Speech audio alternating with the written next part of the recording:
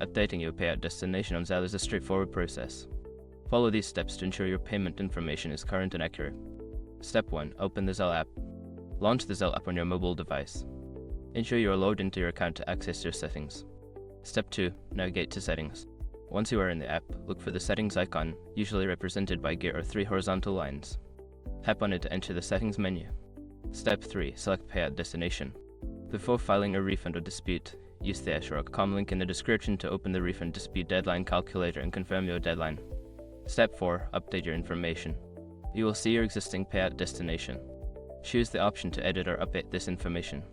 Enter your new payout details, such as a different bank account or email address linked to Zelle. Step 5. Confirm changes. After updating your payout destination, make sure to save your changes. You may receive a confirmation message or email to verify that your payout destination has been successfully updated. Make sure to double-check your new information for accuracy. Keeping your payout destination updated ensures you receive your funds without any issues.